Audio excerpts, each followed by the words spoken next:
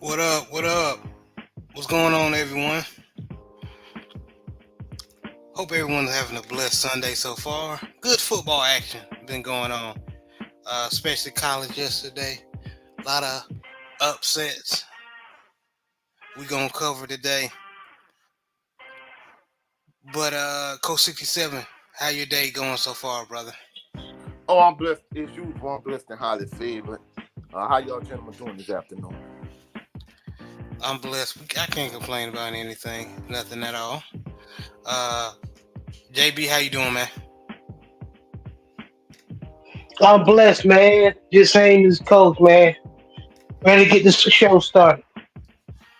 All right, all right. Yeah, man, it was good football going on yesterday, man, in the college ranks.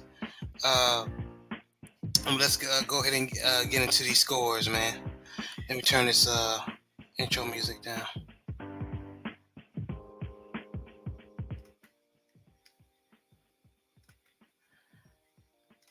All right. So on Thursday, we had Texas State and Troy capping off the week 6. Uh, Texas State Bobcats beat Troy 38-17. Had the Sam Houston beating UTEP 41-21. Oregon, the Oregon Ducks beats Michigan State 31-10 on Friday. Jacksonville State blows out Kennesaw State 63-24. Houston beats TCU 30-19. I could actually consider this an upset because Houston it hasn't been doing fairly well. Neither is TCU, but I expected TCU to actually beat Houston, but Houston got the win, 30-19. Syracuse beats UNLV in overtime, 44-41. Great game. And now the Saturday games. Vanderbilt upsets Alabama 40-35. We're going to talk about that game. Ohio State beats Iowa 35-7. Arkansas beats Tennessee 19-14. Georgia beats Auburn 31-13. Penn State beats UCLA 27-11. Miami comes back and beat California after being down mainly almost the whole game, 39-38, just by 1 point. Good game. Uh, Missouri loses to Texas A&M 41-10. Uh, Coach, would you consider this an upset? Because a lot of people pick Missouri to win. Me, not so much. You said Missouri who? Say that again, bro. Missouri Texas A&M beats Missouri 41-10. No, I ain't gonna lie. I don't consider that. Me Consider that neither. no upset. Me neither. Me neither. Well, a lot of people was high on Mizzou, man, and people didn't expect Mississippi, Texas A&M to beat them like that. So, mm, it depends who you ask if it's an upset or not. Well, I mean, if you talking about the Mizzou that had Chase Daniel starting quarterback back in the gap, I'll probably say yeah. But this current iteration of Mizzou, I promise you, this Mizzou team ain't better than that Mizzou team. So, nah, I I agree. don't think so. I agree. Uh, Washington beats Michigan. This is an upset. Washington beats Michigan 27-17. The defending champs is definitely an upset. Uh, we could talk about that as well in the upcoming segment. Minnesota upset Southern California, USC 24-17. Ole Miss beats South Carolina 27-3. Clemson beats Florida State 29-13. Baylor loses to Iowa State 43-21. Boise State blows out Utah State 62-30. SMU comes basically beats Louisville 34-27. This is another one a lot of people consider a upset. What y'all think? with the Louisville and SMU? I the reason why I say it's an upset because Louisville has had some not dominant team, but pretty good teams defensively in the last couple of offensively in the last couple of years. Um, I didn't think that SMU would come in their first year in the ACC and beat them. So it's I would say it's an upset. That's just me being watching ACC football. Anybody else might disagree. Yeah. Yeah, I would consider it a slight upset for a couple reasons. One, SMU is not the SMU it was prior to the death penalty in the early 80s. If you're talking about uh, Eric Dickerson and James Craig, Pony Express, SMU, nah, they definitely not those guys. And also, like you kind of said, this is their first year in the ACC. I'm not gonna consider it a huge upset. It's not like they beat LSU, the University of Georgia, or anybody of that nature. I mean, Louisville, they they're not as good as they once were, but they're still a solid team. But at the same token, I think I consider it a slight upset. I definitely agree. Uh, Indiana beats Northwestern 41-24. Navy beats Air Force 34-7. Or is Navy still undefeated? Let me see.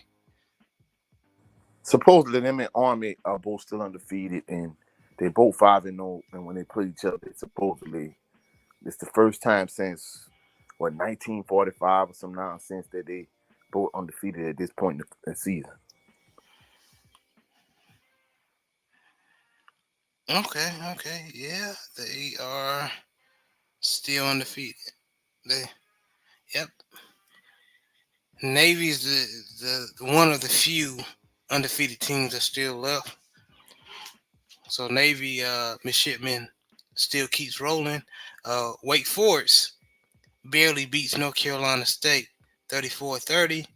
Uh, Northern Illinois NIU beats UMass of Massachusetts 34-20.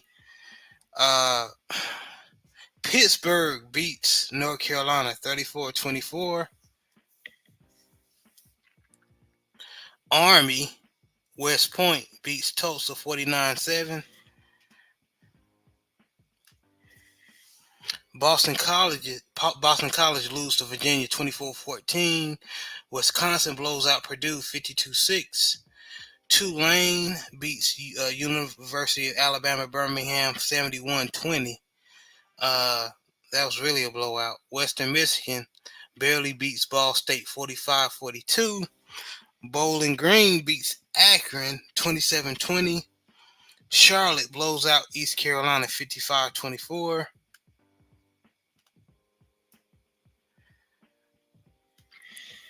Stanford loses to Virginia Tech 31-7. Marshall beats App State 52-37. Toledo beats Miami of Ohio 30-20. UConn beats Temple in a tight game 29-20. Rutgers had a very, very tight game with Nebraska, but Nebraska ends up beating them just 14-7. West Virginia beats Oklahoma State 38-14. Colorado State loses to Oregon State in a tight game 39-31 in two overtimes. Uh, Arkansas State beats South Alabama 18-16. Coastal Carolina beats Old Dominion 45-37, another close game. Louisiana The Raging Cajun beats Southern Miss 23-13. That would be ULL, University of Louisiana Lafayette. Louisiana Lafayette, thank you, Coach. Now UL Monroe beats James Madison 29-19. JP, how we let James Madison beat us if they struggling University of Louisiana Monroe? Well, I'm trying to tell you, bro. I think it's time for the great Mac Brown to sit down somewhere, bro. I don't know what it is. They not just getting up for him, especially defensively. I don't know what it is, or maybe just it's just Carolina football. Because to be fair, Carolina football defensively been bad before Mac Brown, so I can't even blame it on Mac Brown. So I don't know, bro. Mm. And San Jose State beats Nevada 35-31. Florida beats University of Central Florida 24-13. Arizona State had to beat off Kansas Jayhawks with a stick, but they beat them 35-31. Georgia Tech beats Duke 24-14. San Diego State beats Hawaii 27-24. And Texas Tech beats Arizona 28-22. All right, those are the week 6 updates for the FBS schools. Now we're going to go to the HBCU, which is mainly FCS squads. So Delaware State loses to San Francisco in Pennsylvania, 28-17. Norfolk State loses to Sacred Heart, 10-3. Morgan State loses to Lincoln in Pennsylvania, 41. No, excuse me. Morgan State blows out Lincoln, 41-0. My apologies. Richmond beats North Carolina A&T in a knockdown dragout, 2017. Tennessee State, congratulations to Coach Eddie George, beats Lindenwood 24-20. Rhode Island beats Hampton 46-44 in a 2 overtime game.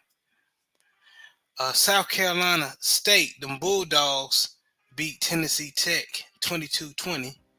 Florida A&M beat Alabama State 28-13. It was very competitive in the first half, but the second half, Florida A&M basically put Alabama State in their place.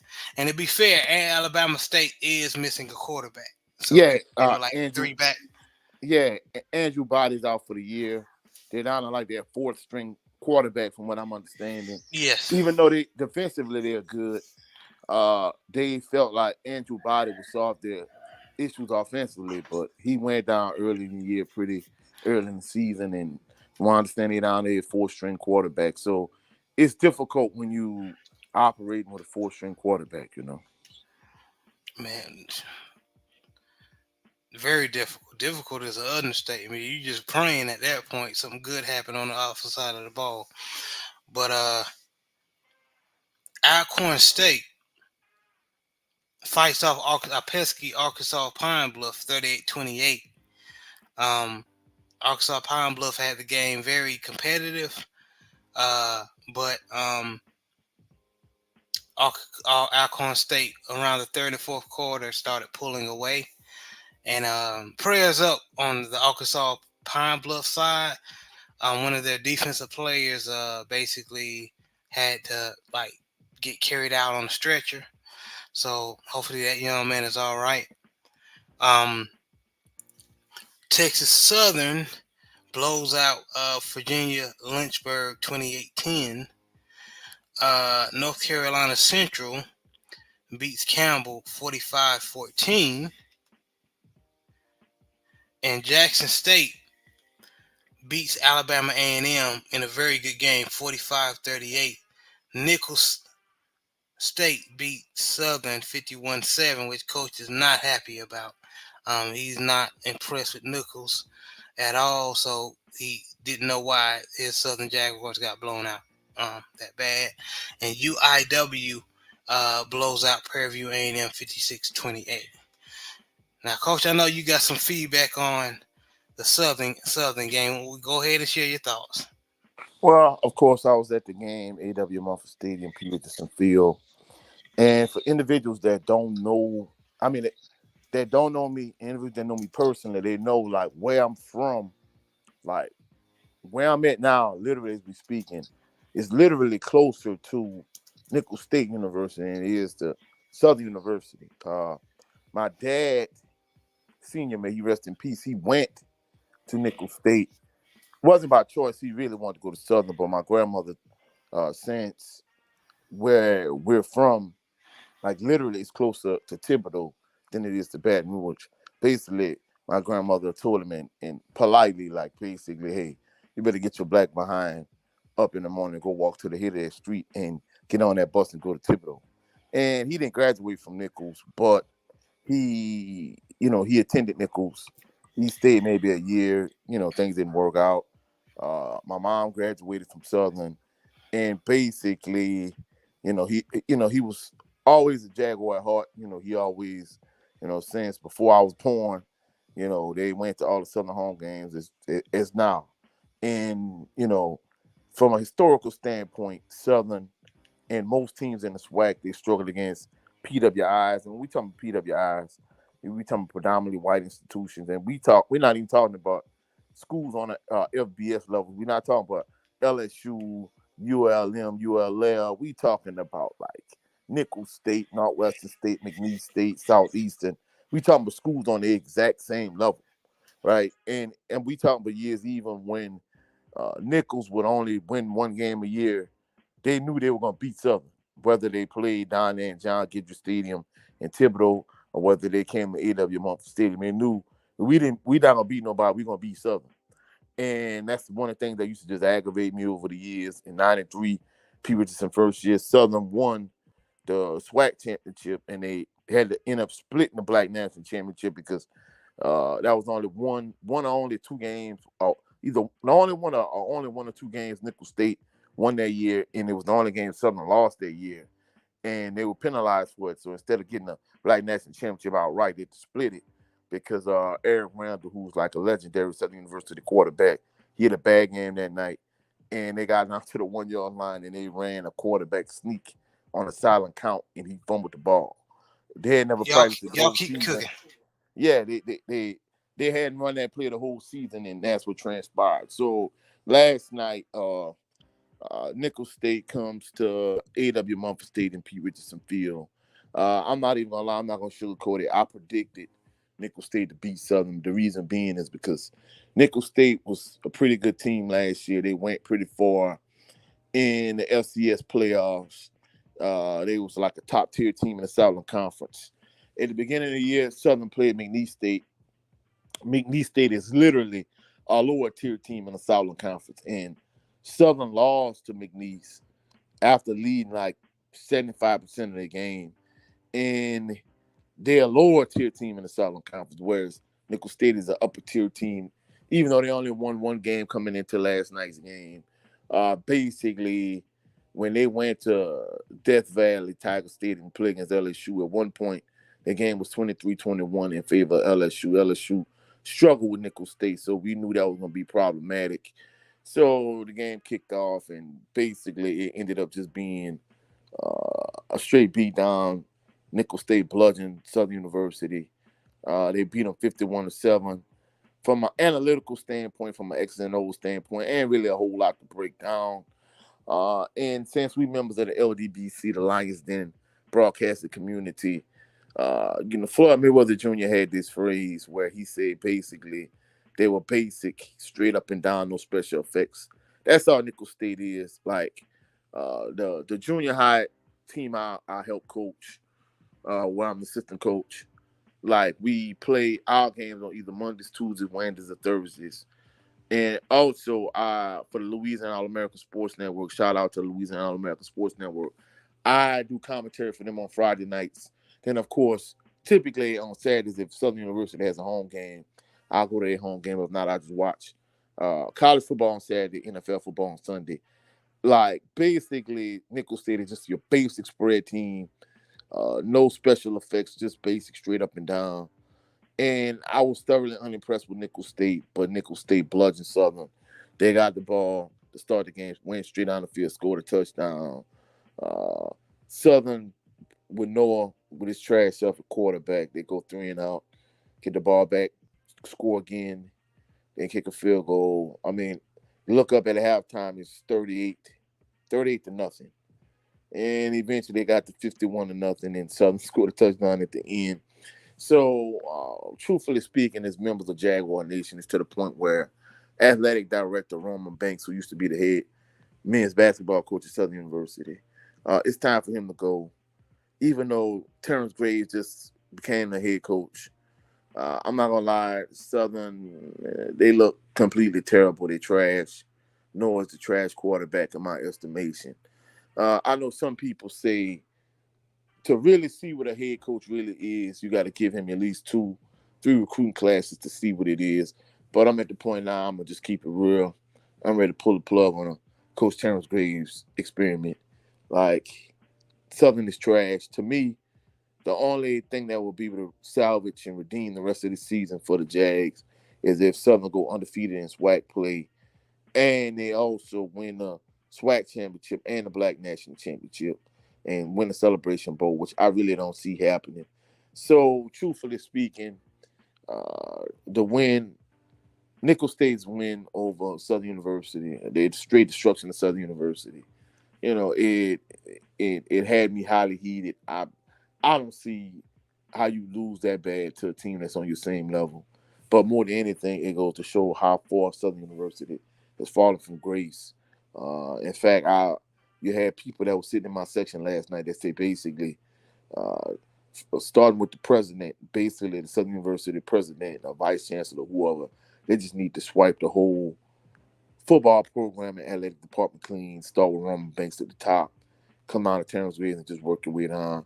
Maybe you have somebody like Fred McNair be your interim coach or whatever the case may be. Who cares if the players like him? That's the reason why they hired him. Like, we're not getting the results we want on the field. Interest in the program is down. We'll see how they play next week against Texas Southern and the following week against Alcorn State for homecoming. But at the end of the day, it was extremely embarrassing and just a sad situation. No way you should lose. You should lose to Nickel State, another FCS team, 51-7. Even if Nickel State goes on to win the FCS national championship, this to me, there's no way you justify losing that bad. It's no way.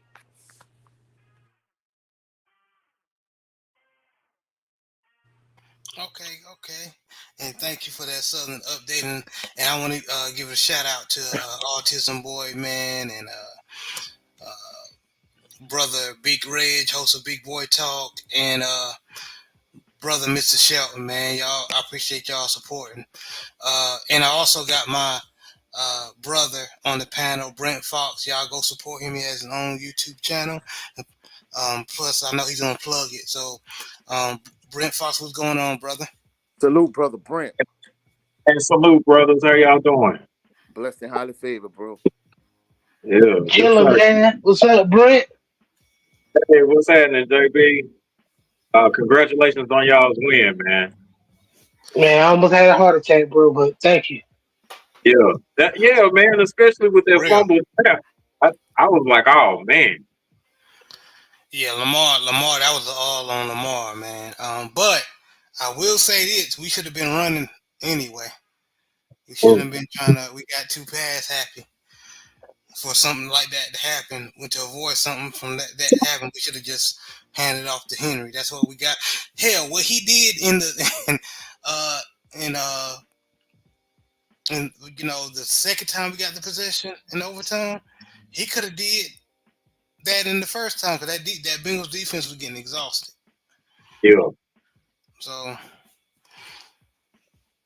yeah. That's good to keep in mind later on. for real, man, for real. But did you hear us go over the week 6 college football scores for FCS and FBS? Yeah, I see the picture of the Vanderbilt quarterback that's up. So yeah, I got a piece of it. Okay, and we actually gonna cover that.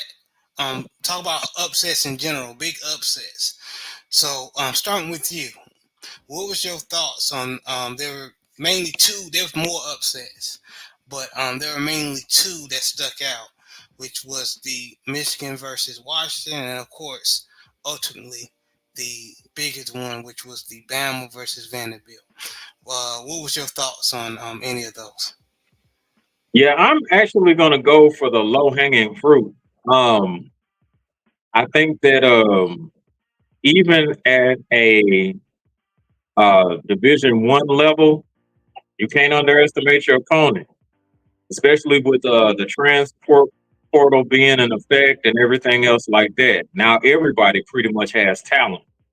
Um, and if you don't do what you're supposed to when you're supposed to do it, and you underestimate these people, something like that can happen.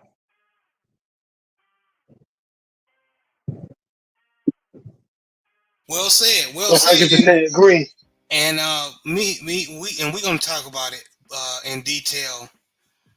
Me and Coach was talking about how the NIL deals has really made, like you said, Brent.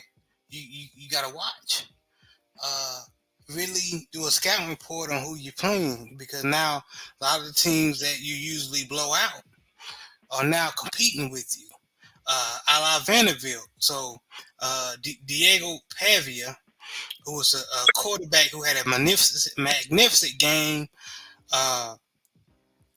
Uh, those who do not know the history of him or his background, he used to be with New Mexico State, the quarterback for New Mexico State, um, under the quarterback who's currently, under the head coach that is currently the head coach for Vanderbilt now, and his name, I'm losing his name, but Diego Pavia was doing playing the same way at New Mexico State.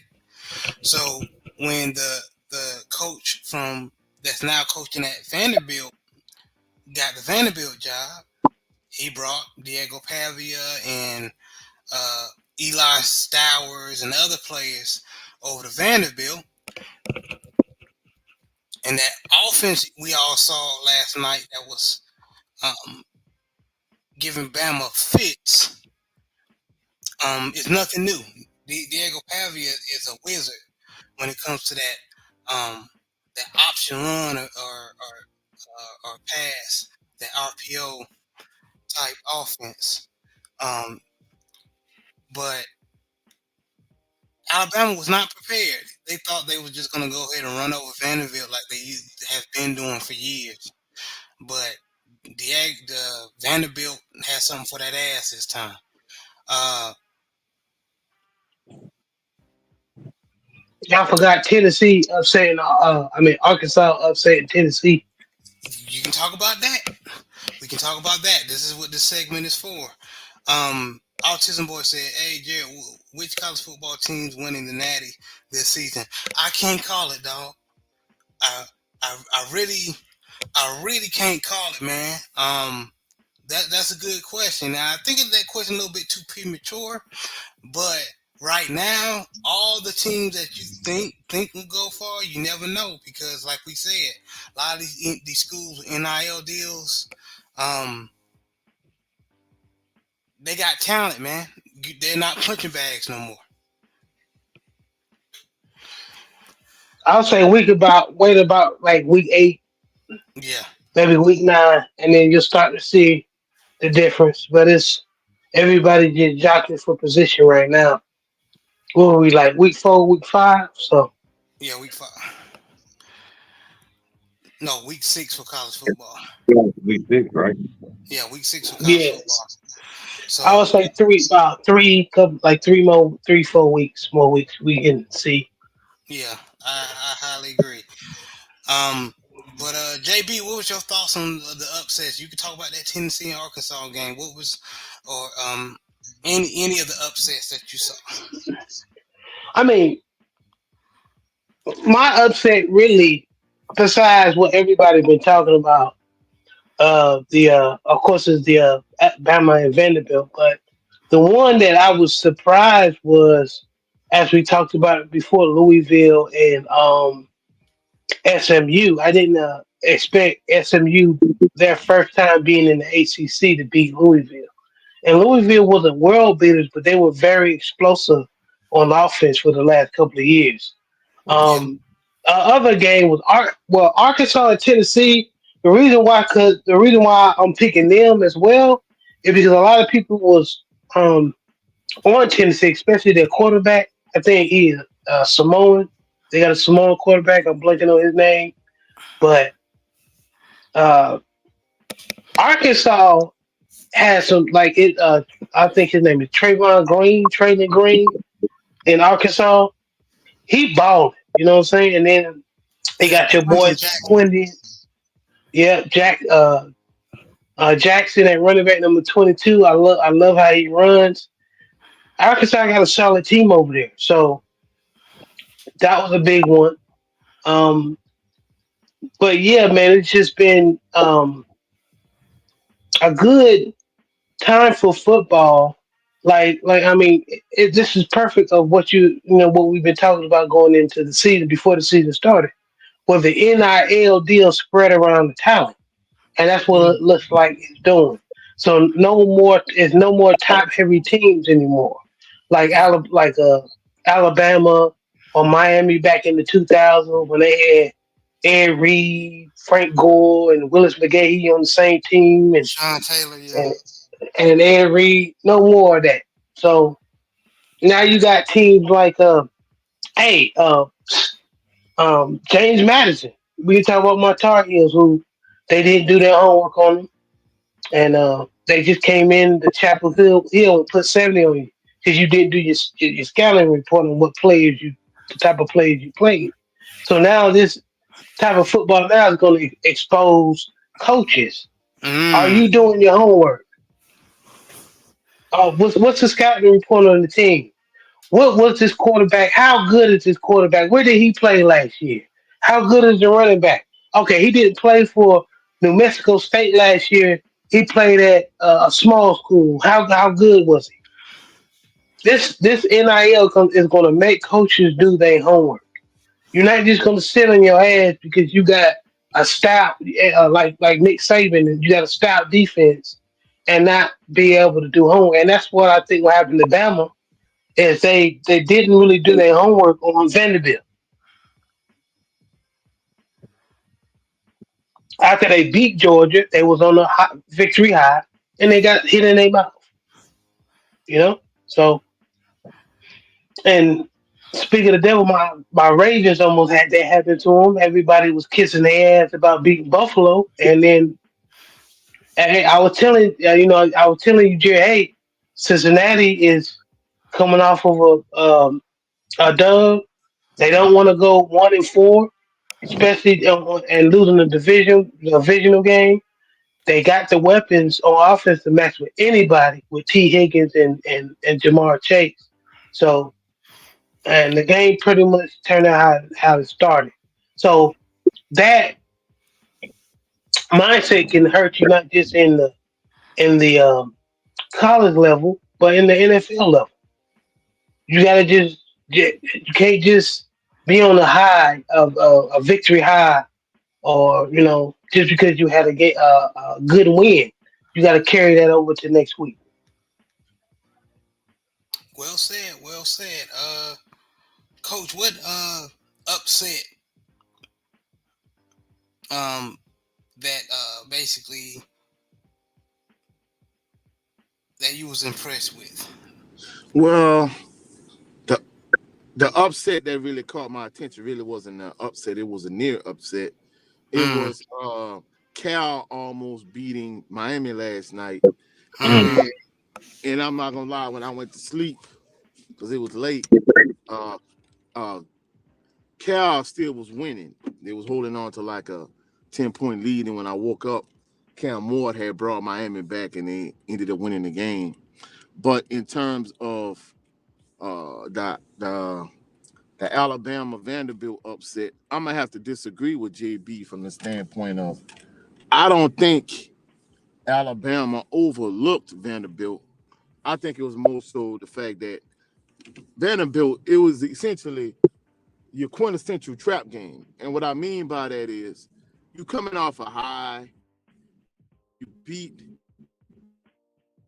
Georgia,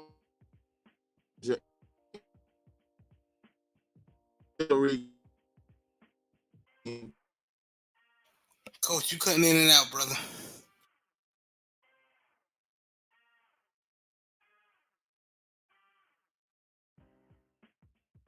well, and they helped you get the win.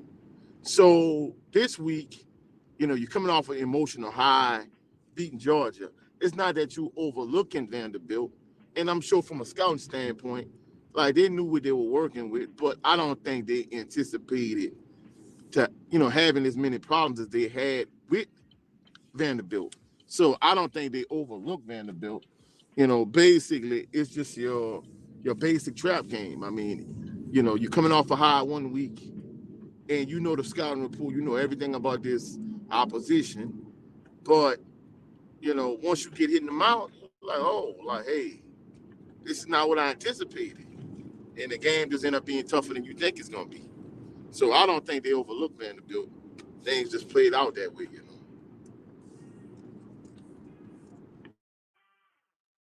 What's your response on that, JB? I mean, he right. I mean, trap games, you know what I'm saying, is um it can happen to any team. I was just saying from the standpoint of, and where we were pretty much saying the same thing, is when you coming out beating Georgia, it's easy for you to have that mindset, okay, we beat Georgia, we should beat Vanderbilt.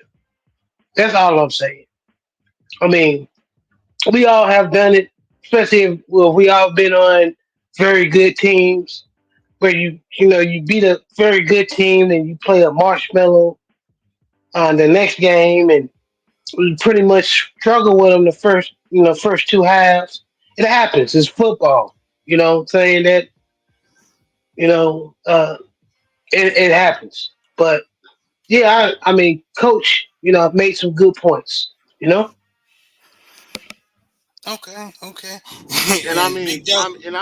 truthfully speaking, I've seen, like, as far as down as the Pop Warner Pee Wee League level, the middle school level, junior high level, high school level, where teams are huge favorites, and it's not that they overlook the team.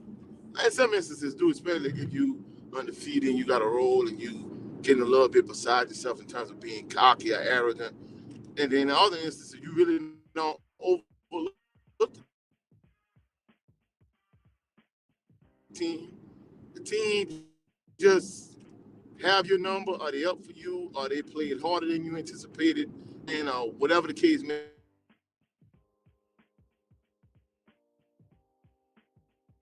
You cutting out, coach.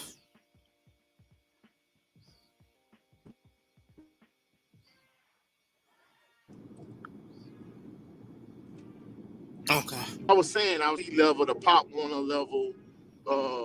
I've seen teams get upset, and sometimes you could be prepared for the team, but sometimes things just happen. That's true. That's true. And shout out to brother Big Joe. He said, damn, I did not know y'all were live. Salute to the family. It's all good, brother. It's all good. I appreciate your support. You know what it is, man. I appreciate you. Um, but yeah, man, it's uh upsets happen, man. But like Vanderbilt, man, they were 0-60 or something like that against ranked teams, and they broke that curse last night. So shout out to Vanderbilt, man. Shout out to Vanderbilt. All right, moving along. We're gonna talk about week 5. Some of the games has already happened, which games are still in progress right now. Raiders are down against Broncos 2010. 49ers are beating the Cardinals 23-13. Giants are beating the Seahawks 17-13. What? And the Packers are beating the Rams 17-13.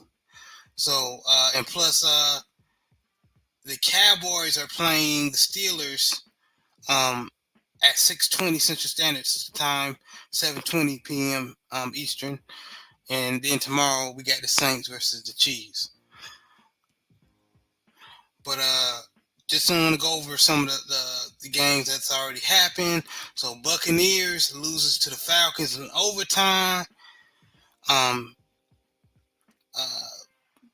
on Thursday, 36-30, the Jets beat the the Vikings beat the Jets this morning. It was a very early game because they're in London. The game came on around 8 or 9, fellas, something like that. Yeah, right. Yeah, Yeah. and the Vikings beat the Jets 23-17. The Bears beat the Panthers 36-10. The Commanders beat the Browns 34-13. The Dolphins outlast the Patriots 15-10. The Colts lose a heartbreaker to Jaguars, a division rival, 37-34. The Texans beat the Bills 23-20. And then my Ravens barely beat the Bengals 41-38. But it was a very good game. So there's been very a lot of good games going on so far. But Brent, you got your Steelers and Cowboys coming up. What you think your Steelers need to do to maintain focus and overcome the Cowboys?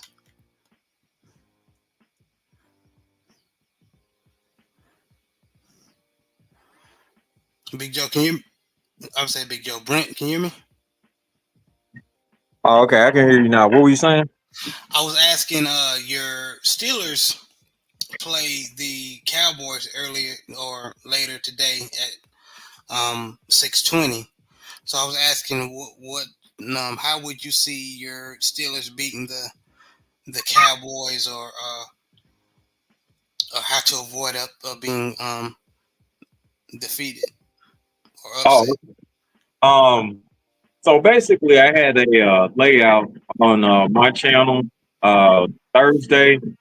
Please tune in. It's just me, of course, hosted by Brent Fox on YouTube. Now, what I basically broke down was that we would probably win a very competitive game that I think it takes place at 7:20 tonight Central Standard. And then just kind of like the matchups that to kind of look out for. One of which is, unfortunately, I think there's going to be a resurgence of Ezekiel Elliott. I think that he's probably going to run pretty well tonight for a moment and give us a few problems. We've got a bad history. My Steelers have a bad history of either people that used to play for us or people that had success against us have success again against us. I don't know what that is or why that is, but it just happened. But that's actually something to actually look out for. I think that we would probably do a good job slowing down CeeDee Lamb. But I think that their tight end, Ferguson, may present a few problems. Now, as far as their defense goes, I know it's decimated by injuries because their top two pass rushers are out. But I still don't think that it's going to be easy street as far as us being able to run the ball. I think that they're going to repeat what the Colts did and just fill in gaps to make sure that there are no lanes for Najee to run through. I think their linebackers, Kendricks and what is the other boy's name? Overshown. I think that they may perform pretty well for a moment in stopping the run. Now, as far as like our passing game goes, I think the Diggs Pickens matchup will be a pretty good one. I do see Pickens actually winning that matchup. He went up against Patrick Surtain, and if it wasn't for some penalties that had actually taken place, he would have had a statistically good game too. So I think if we're able just to kind of avoid shooting ourselves in the foot by not fumbling snaps, not getting penalties, and not turning the ball over, I think that we'll do okay. The way that I'm actually seeing it is the difference is really going to be with our special teams group. If we're able to make sure that Dak doesn't have really good field position, then I think that we stand a better chance of winning. That being said, I think that we'll probably pull this out 27-24. Okay. Okay. So the Cowboys gonna try to play up to y'all tonight, but y'all gonna hang in there and get the win. Okay. I definitely can see that. Uh, It's going to be a typical Steelers win, in other words. It's going to be close, but we're going to lose it out. yes, sir. Yes, sir. Coach, your Saints play tomorrow at 7:15 Central. Standard time. Yes, that's correct. Central Time. Um. So,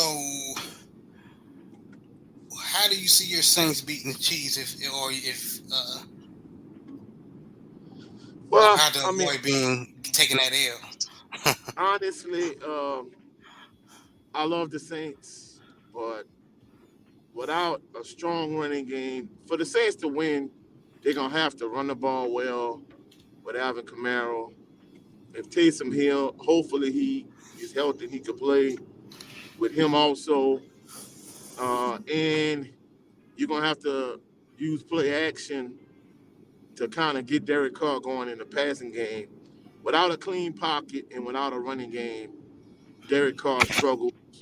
So that's what the Saints would need to do to win. And defensively, the Saints play too much press, man-to-man coverage. It costs them in bad situations where Paulson Adebo, he's a good defensive back, but he gets a lot of pass interference penalties. And in big moments, whether we talking about week 4 last against the Eagles, letting Dallas Goddard get a big play last week against the Falcons, a crucial pass interference play by Paulson Adebo. Those plays cost the Saints, and I'm gonna be truthful. I want the Saints to win. I hope they win, but I see the Chiefs winning the game tomorrow night. Okay. Well, that's honesty for your ass right there. Um, but this is the NFL, so strange things known to happen. But I definitely get what you're saying. Um, but JB, regarding your Baltimore Ravens getting the win barely, how what was your opinion on the win this afternoon?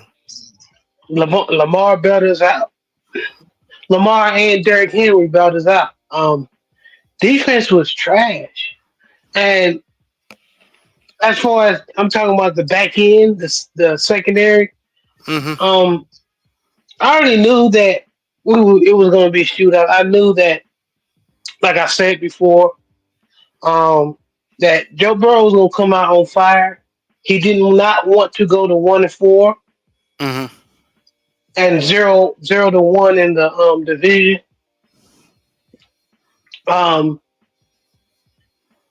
I just knew that in order for us to beat Cincy, we was going to have to be resilient. And that's what we did. Every time they scored, Lamar came back and scored. Um, and shout out to Marlon Humphreys, getting the pick in the fourth quarter. Um, Lamar did in overtime, and like you stated before, in the first possession, he was clapping for the snap because I guess it was loud. They couldn't hear the snap count, so he was clapping for the ball. The what's her name? What's our center name? I forgot his name. Brandon Ball. Yeah, he snapped the ball. He hit his hands. He dropped it. They got the ball back. I'm like, oh man, it's that playoff game all over again. I thought they were gonna run it back. Um, Hey, somebody was praying for us, man, because the holder for the Cincinnati dropped the snap, and McPherson kicked the ball and then went wide left. So we got the ball back, and as you stated, what we should have did the first time, we gave it to King Henry, and he ran it probably about 60, 70 yards back it the other way.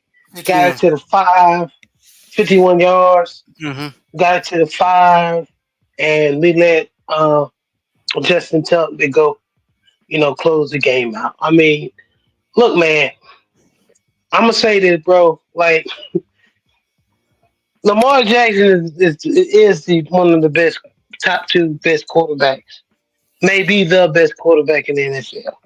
Um, he has to do a lot with less, and I think, and I was telling Jared this year, not this year, but before the game started, I said most games we play, Lamar does have games where he has to bring us back out to win, but it's him creating stuff. This year is I see receivers getting open. I see, Isaiah Likely, you know, making plays, high pointing the ball. Zay Flowers, uh, this is not when the media say, well, Lamar got enough help and stuff. He don't need no more help. Bullshit. But if you think about it, if you look at how this team is structured on the offensive side, this is probably the this year and last year and this year is the first year where you can say Lamar actually got some weapons to work with. I mean, I would love to have a Devontae Adams, and when he get a Devontae Adams or somebody like that to play with, it's over for Yeah. the league. Just to put that out there, somebody that can just like a Anquan Bolton, like so, with somebody that Joe Flacco had back in the 2012, 2013 Super Bowl run. Um, and then in the 2014, 2015 run when we had Steve Smith. If we get somebody like that, it's over. But the shut it down, man, I like how our offense kept fighting, even though our defense wasn't playing good. And our offense bailed us out, period. Yeah, man. But guys, something we want to go ahead and cut the show short, man. Something came up, got to do. But I'm happy for you brothers, man. I appreciate that y'all came on and supported like always, brother Brent Fox. Uh, um, first of all, let everybody know where they can meet you and see you. Absolutely. You can catch me usually on Thursdays on YouTube. It's just me, hosted by Brent Fox. Thank y'all so much for having me on. It's a pleasure always, man. And you know what it is, my right hand man, Coach 67 Sports TV. Let everybody know where they can meet you and see you. You can catch me at Coach 67 Sports TV on all social media platforms. However, I'm primarily here on YouTube, Coach 67 Sports TV, where I talk about, just sports in general, but Southern University football in particular. I got a lot of just Southern University Human Jukebox band clips, whatever. Come check out the channel. I'm up to like 350 subscribers. I'm in the process of getting ready to do a big giveaway. So y'all come check out the channel. Hopefully y'all have a blessed and phenomenal evening, blessed and phenomenal work week. Peace and blessings to everybody. Yes, sir. Yes, sir. And JB, I appreciate you always supporting behind closed doors. Uh, salute to brother Jay Good. I appreciate you supporting all the brothers that came in to show love and support. I appreciate all y'all, man. But this was another installment of the Southern Baller Show. Y'all have a blessed day. Peace. That'll be easy.